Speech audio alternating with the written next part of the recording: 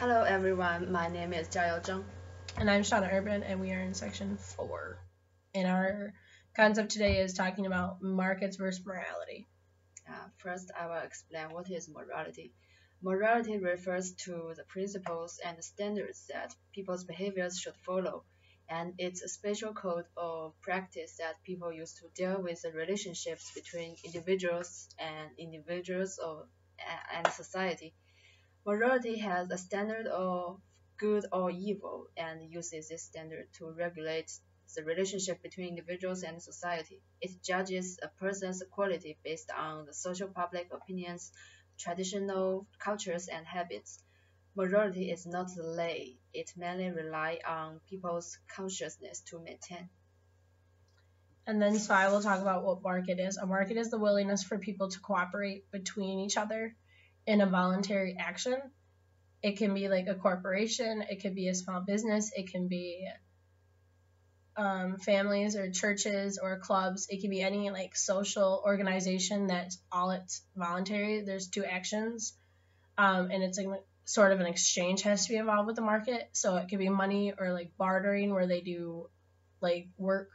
You get labor for money, or you do goods for a service. Like, I'm going to give you some food if you want to rake my lawn, type of thing. And you can do it with people, or or you can do it with strangers. And it works with like cooperation and goods and trading that is involved. My opinion is market can produce morality because market can make a person's voluntary behavior produce results that benefit others.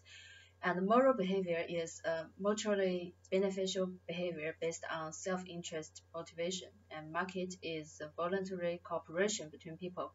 So market can make mutual benefits. Any party's compulsive behavior can only benefit themselves and improve their own utility. That's selfish. In my opinion, that markets versus morality, I think you need morality to have a good market, because when you're running a big corporation, you value what the public describes of you. And in today's society, in most societies around the world too, if you're international, they want someone that has a good ethic or a good morality base towards their people and their consumers, because without it, you really are just doing it for the strict bringing of profit, and you're not trying to do anything good towards anyone or anything in society. So you're basically just doing it for yourself and not like benefiting like two people, like how you benefit like your consumer and the producer that is making the good and selling it. I think to have a good market, you need morals too, because you can't just screw someone over and say, yeah, well, I want the money, and they decided to buy it without any cooperation. And you just can't do that to have a good market. Or if you can do that, but it wouldn't be good in society looking, and to base that with people, it would just not be a good look for your company or for anything you're doing with that social organization. But there's a few quotes we got that record and kind of relate to how markets and morality and like the government involvement goes together. One is by Alexis Detakovicville. I think I pronounced the last name right. It says, liberty cannot be established without morality, nor morality without faith. And I think that works too, because of morality, faith is a big thing on how people base their morals on. Because in the United States, for example, we are very Christian orientated. So we base it on views that would lead us to go to God after we have passed. And so we're very based with our actions, with our morale, like fulfilling the prophecy of us going to heaven by doing good on earth. So a lot of our values and a lot of our decision making and producing and purchasing all deal with like kind of our morals to our faith in the Christian. But it can cooperate with any other religion. You all have the same kind of base prophecy. Another one is, a market economy is to economics, which democracy is to the government. A decent, if flawed, choice among many bad alternatives. Because a lot of people that it was by Charles Whelan. He's an economist. He based it because he said that according to our world, we can't keep having all these bad alternatives, which are tempting more for people just to take the easy way out and not doing it on their good ethics or their morals. Another one is by,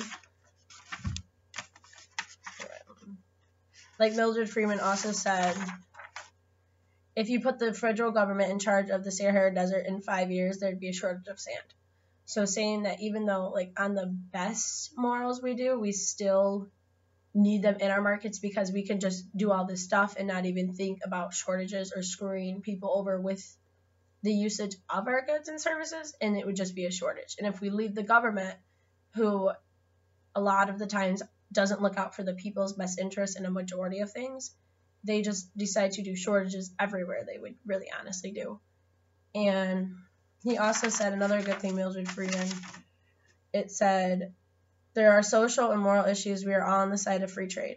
And if it is you and the people like you who are introduced to protection, who are the ones who are violating fundamental morals and social issues, tell me why a trade union represents the workers who are displaced because of the high tariffs, reduce exports from this country because of the high tariffs, make steel and other goods more expensive, and as a result, those industries that use steels charge higher prices. They have fewer employees. The export industries that would grow up a balance in imports, tell me what the union represents them. What's the moral and ethical views do you have about their interest? And it's basically saying that when we don't use morals and we just say, well, we're going to use the cheapest way to get our goods and services made and built, it's not the best towards the people in your home country.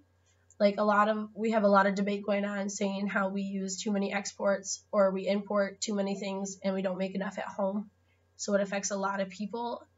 And it's, in a way, it's not using our morals because we should put, like, if your family, based on, like, in a corporation, the CEO isn't going to realize, like, well, I should probably use my company home because there's families that need the money and jobs here, then, oh, well, I'm just going to import or export my company to the cheapest country that's going to make all of it. But if he was lower, he would realize that, like, yeah, maybe this is my family now it's affecting, and using your morals would be more based on that. Other than that, the conclusion would kind of be that you do need morals in a free market to make it work, so you can base it on your society goals and how you want your social and representation to look, otherwise towards people. And using good morals would have a good side effect for your benefit to your free market and for your social views. Thank you. Thank you.